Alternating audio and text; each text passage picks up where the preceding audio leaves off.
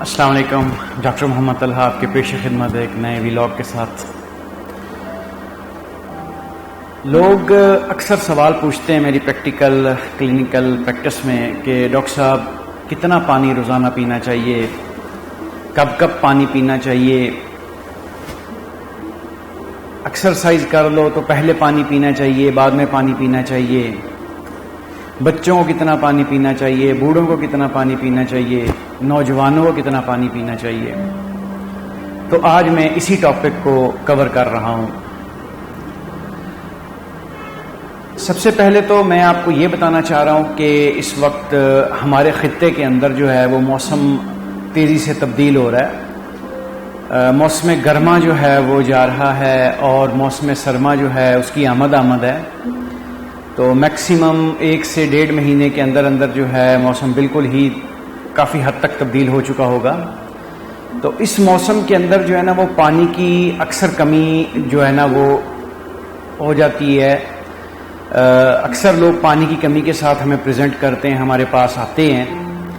تو ان سب کے لیے یہ میرا ایک ویلاگ ہے، یہ ایک پیغام ہے کہ سب سے پہلی بات تو یہ کہ پانی ایک بہت بڑی اللہ تبارک و تعالیٰ کی نعمت ہے۔ اس نعمت میں اللہ تبارک و تعالیٰ نے انسان کی پوری زندگی رکھی ہوئی ہے۔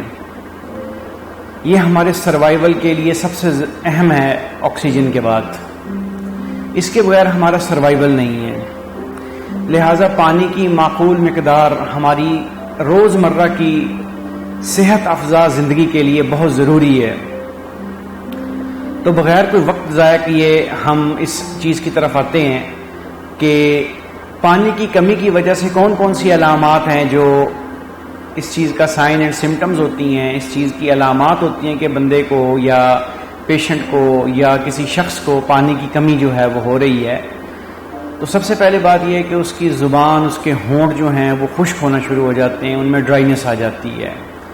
اکثر مریض کہے گا کہ میرا منہ جو ہے نا وہ خشک ہو رہا ہے، گلا خشک ہو رہا ہے۔ دوسری پانی کی جو ہے جس وقت انسان کی باڈی زیادہ ڈیمانڈ کر رہی ہو لیکن اس ڈیمانڈ سے کم مل رہا ہو، تو دوسری کمی یہ ہوتی ہے کہ آنکھوں کے اندر سکلیرا ہے، جو آنکھوں کے اندر سفید رنگ کی جھلی ہے، جو سفید رنگ نظر آ رہا ہے، اس کا رنگ ہلکا ہلکا پیلا یا زردی مائل ہونا شروع ہو جاتا ہے۔ یہ پانی کی کمی کی جو ہے ایک اہم علامت ہے۔ اس کے بعد جو پانی کی کمی کی علامات میں سے ہے وہ یہ کہ سر بھاری بھاری اور وزنی ہوتا ہے، کھچاؤ اور تناؤ محسوس ہوتا ہے اور چکر آنا شروع ہو جاتے ہیں۔ جلد جو ہے وہ بھی خشک ہونا شروع ہو جاتی ہے۔ جو یورین ہے، پیشاب ہے، اس کا رنگ بہت زیادہ پیلا ہونا شروع ہو جاتا ہے اور اس کی مقدار بھی کم ہو جاتی ہے۔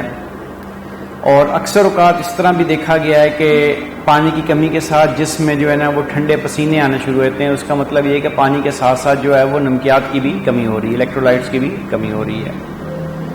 اس کے بعد جو پانی کی کمی کی علامت ہے کہ چہرے کے اوپر یا جسم کے مختلف حصوں کے اوپر جو ہے وہ پمپلز یا ہلکے ہلکے دانے نکلنا شروع ہو جاتے ہیں، یہ بھی پانی کی ایک کمی کی علامت ہے۔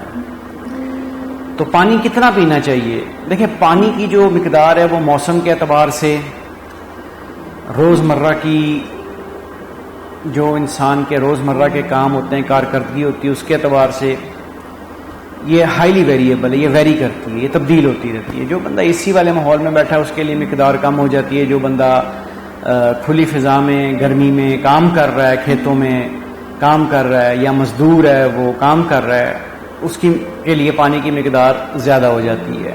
تو یہاں پر میں ایوریج رکھوں گا، ایوریج یعنی کہ ایک اوسطاً ہمیں کتنا پانی جو ہے نا وہ اس مارک لائن سے اوپر کا جو ہے نا وہ پانی پینا چاہیے، اس سے نیچے نہیں پینا چاہیے۔ تو موسم سرما کے اندر جو ہمارے ہاں نومبر، دسمبر، جنوری، فروری اور مارچ کا پہلے 15 دن ہوتے ہیں، اس کے اندر پانی کی مقدار جو ہے وہ 8 گلاس سے لے کر 11 یا 12 گلاس تک پینا چاہیے ایک ایوریج بالغ اور صحت مند انسان کو۔